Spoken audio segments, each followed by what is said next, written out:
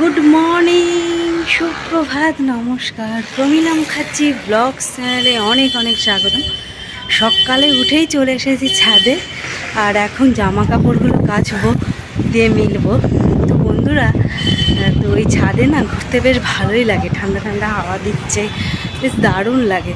আর চারিদিকে দেখো গাছে গাছ, তো ওর জন্যই খুব ভালো লাগে। আর এইখানে সবথেকে সুন্দর জায়গাই ছাদটা, মানে আমি যেখানটায় ভাড়া থাকি। তো এই যা, আর পাশে মন্দির আছে, এটাও তো খুবই সুন্দর। তোমাদের তো একবার মন্দিরের একটা ব্লগ দিয়েছিলাম আমার মনে হয়, আশা করি তোমাদের ভালো লেগেছিল। তো যাই হোক, চলো। রাধা গোবিন্দ মন্দির বেশ পুরনো, এখন তো খুব সুন্দর পরিকার্য করে দারুণ করে নতুন করে বানানো হয়েছে। তাই তাছাড়া আগে তো এরকম ছিল না, একটা ছোট্ট ঘরে এই রাধা গোবিন্দ ঠাকুরটা থাকতো এই সাইড করে। তো আগে যারা বেথুয়ায় থাকতে তারা তো নিশ্চয়ই জানবে এইটা। তো যাই হোক, আর বেশি কথা বাড়ালাম না, চলো কাজগুলো সেরে নিই।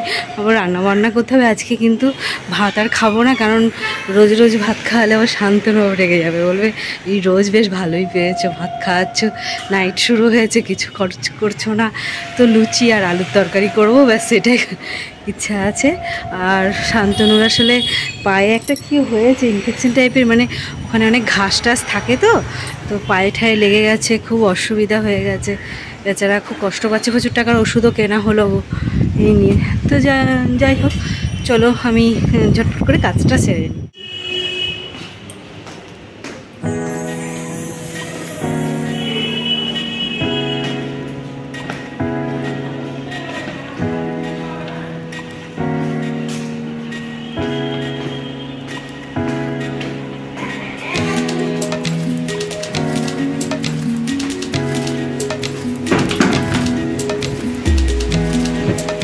জলখাবারে আলুর তরকারি হচ্ছে এখানে, আর এদিকে লুচি মানে আটাটা মাখবো, লুচি হবে। কমপ্লিট আমার রান্না করা, এবার ওদেরকে খেতে দিয়ে আমিও নিজে খেয়ে নেবো। আর দুপুরবেলায় রান্নায় চলে যাবো একবারে তাড়াতাড়ি, কারণ আজকে লেট করেই সব কাজকর্ম শুরু করেছি, তার জন্য একটু তাড়াতাড়ি করতে হবে আমাকে এখন।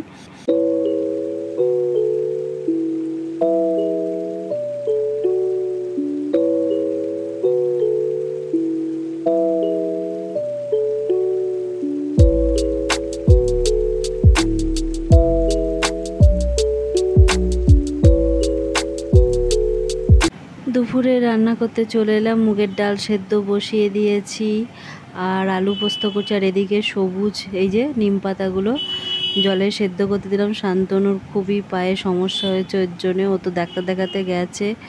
তো যাই হোক, খুব গরম লাগছিল, এখন এলাম ওপরে, তো ছাদে গিয়েছিলাম, তো এলাম বসলাম, আর রান্না হয়ে গেছে আমার।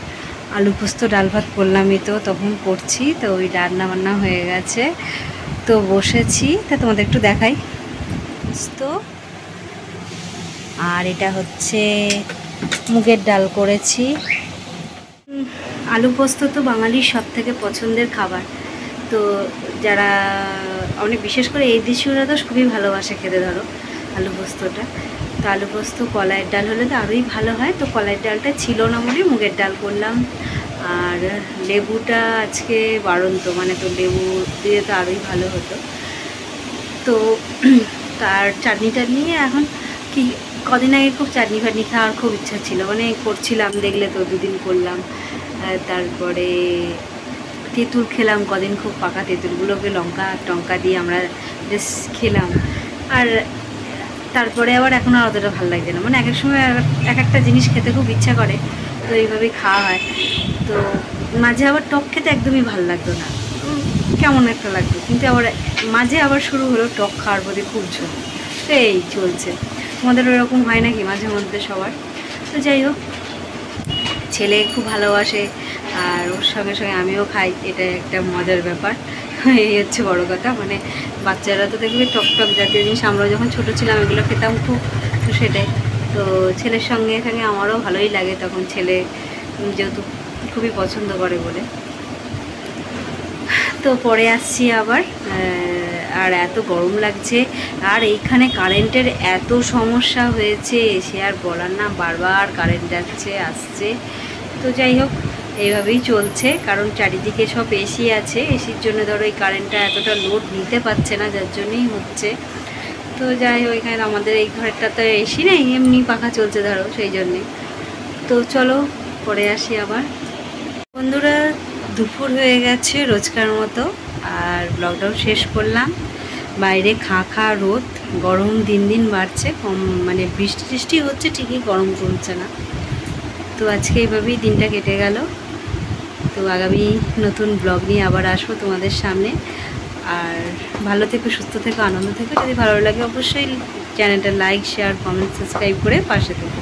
তো আজকের মতো টাটা, নেক্সট ব্লগে দেখা হচ্ছে।